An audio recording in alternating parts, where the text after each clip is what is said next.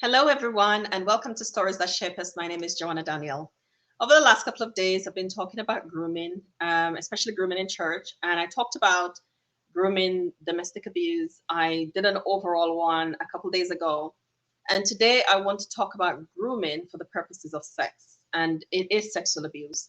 And it doesn't matter the ages of the person that's been groomed, it results in the same thing because the abuser will use the same tactics. So this is Stories That Shape Us. I said at the beginning of the week that the content was going to be challenging. If it's triggering for you, or if you can see yourself in the stories that we're sharing over this week, please get support. Reach out to your counselor. If you realize that you've experienced this kind of trauma and you need help, please reach out to your GP or a counselor in your area and book yourself some sessions. Is a beautiful gift that you'll give to yourself. Wounds to Scars also have a list of affiliate counselors, and our details will be below this video or in the show notes for this podcast, and you can get some help to tackle the result of the trauma that you would have experienced either through domestic abuse or through sexual abuse. Now, what grooming for the sake of purposes of sex in church? How does that work? It follows the grooming pattern follows some of the same cycle that we've been talking about all week. But for the purposes of this story, I'm going to go through some of the pattern that happens, some of the things that happen. So it will be forming relationships really quickly. It will look like forming relationships really quickly, becoming a support system for the person. It will becoming a confidant, somebody that they can rely on. It will be meeting needs. It will be isolating, and then it will be attack. And once again, if you see yourself in this, meaning you experienced this, that somebody targeted you and did this to you, I want you to know that that's wrong, but that you can heal and you can get help and you can heal and move on and grow through it. Now, it's challenging because in church we feel safe, or we want to feel safe. We want to experience, and so we're relaxed, and sometimes our guard is down and we're not as hyper vigilant. And we don't want to live in a state of hypervigilance either, because when our body is in a state of hypervigilance, it really puts us in a vulnerable place. And so we don't want to be hypervigilant. We want to be relaxed. We want our nervous systems to be relaxed. We want to be able to our heart rate to be at rest. We don't want it to be we don't want to be in a state of agitation and out of our place of peace. We want to be relaxed. And so we feel sometimes that church is that place that we can come and we can be that. And it's important that we know when there's a shift, and that can't happen for some reason, and what are some of the things that we can do, right? So there is the perpetrator, the groomer will use these tactics. It happens to children and it also happens to adults. Now, when this is happening, you won't always know that this is what they're doing. Very rarely, sometimes will we pick it up early on in the grooming process. Sometimes they'll target people that are new to the church, new to the area, people who don't know their pattern, people who aren't aware of who they are. And sometimes, even when you've heard stories, they are so good. They're so good at getting you to believe them that you will hear the stories. You will hear the stories from trusted people, and you will not believe the stories because they are so good at getting you to believe their version of events and not what the story that you hear. Now, I always say we need to believe patterns, right? Patterns. So if you hear a story about someone with a certain pattern, then it's important to trust the pattern, because the pattern is the individual. It's a series of choices that people make that becomes who they are in terms of their character. And though you might like them and you want to love them in Jesus, love them knowing what their patterns are, so you are not exposed and vulnerable to their attacks. right? Somebody who has changed and is honest will acknowledge the stories, will tell you about their efforts at change, will have accountability, and will make in this concerted efforts to make different choices. And so you will have experienced something completely different in their presence. But when they haven't changed, even though they're saying it, but it's not followed up with actions, you will experience the same thing. But because they're so good at trying to convince you that they've changed, what you will do, and maybe they'll start this work early as well in getting you to not trust yourself. So now you wonder if your instinct is really right. And because it's in church, they will tell you that what you're doing is ungodly. You're not forgiving, you're judging, and you shouldn't judge, and all of these words that they will say to you to get you to not trust what you hear, how you feel, but you're reliant on what they say. Now, as I said, they're doing it for the same purposes. So they'll come in, they'll bond really quickly with you, they'll connect with you, they'll become reliable, they'll meet some of your needs, they will share some of their stories in order for you to share some of yours or all of yours. You will become so completely trusting of them, and then they will make their move. Then they'll make their move. And I hear stories all the time of women who are in sexual relationships with men in church with a lot of shame attached to it, because these men have no desire, they have no intention of making the relationship public, making the relationship known to other people, but they will be really good at convincing you that you have a relationship. But nobody else would have known about the relationship. Nobody else is supposed to know. Nobody else can know.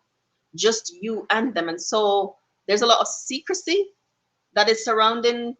I wouldn't even call it a relationship, but there'll be a lot of secrecy that surrounded the dynamic. There'll be a lot of shame for you, and sometimes you will be blamed for what's happening, because if you weren't certain things, then it wouldn't happen.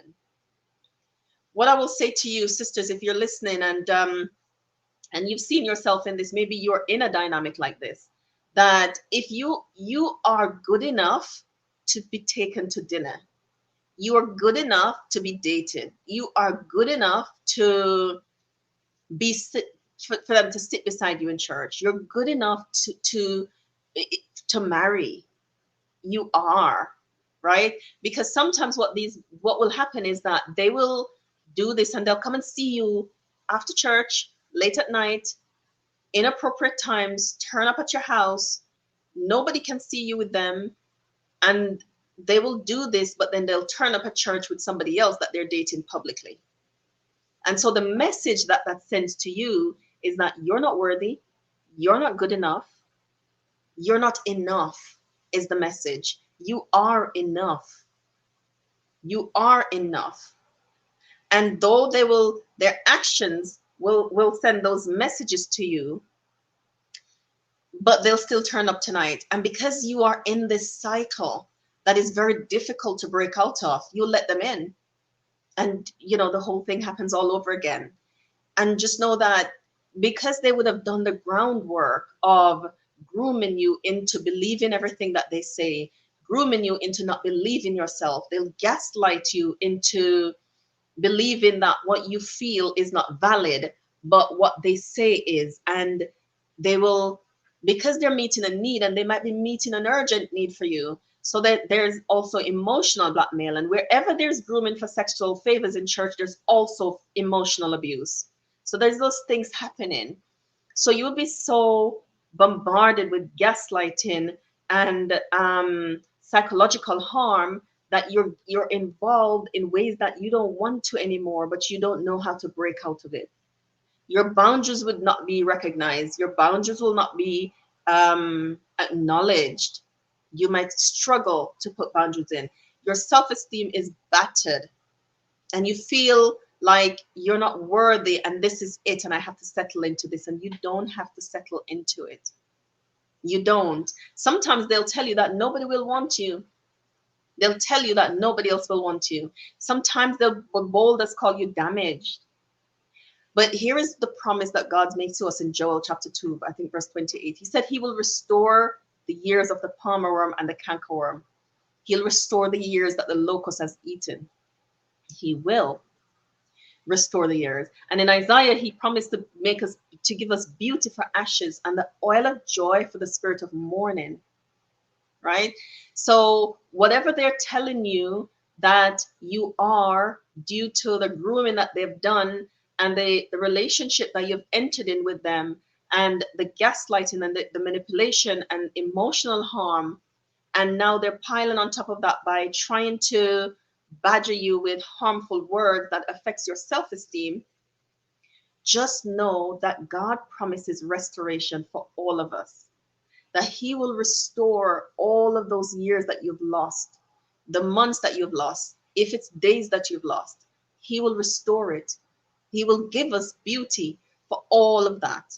I see him do it every day, and I want you to believe that it's possible for you too, that he will restore to you those years that you've lost.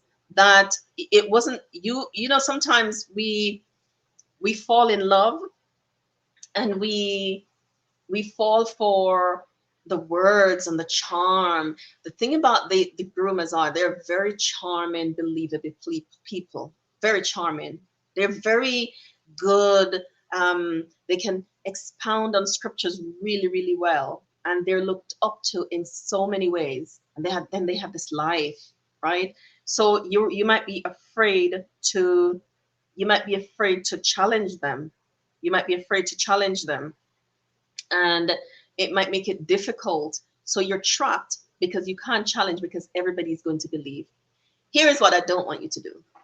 Here's what's harmful. They're praying for them that they'll change, because that gives you hope that the relationship is going to be healthy at some point, and it won't be healthy at any point. So when you're praying for somebody, it is that he's going to change, they're going to change, and this at some point is going to be a healthy relationship that one day we can sit beside him in church and we can be together. The relationship, how it starts out is how it's going to end. It's not going to be a healthy relationship. Here is why. It can only be a healthy relationship if the groomer admits they're wrong, choose to change, gets accountability, and stay in therapy. And that's a long, long process that many people don't want to do. And that's why it's dangerous for you to stay in it, praying and hoping for something that's going to look different. Sis, protect yourself, protect your peace, protect your self-esteem, protect the value, the inestimable value that God has placed on your life. Nothing they do has shifted that value. That value can't be changed. But I know over the years, over the months that this has been going on, it might have done things to erode that value. I want you to know that that can't change. If you are listening and you know somebody in church that is in this, sometimes we tend to ostracize these people. We tend to speak badly of them. We gossip about them. Pray for them.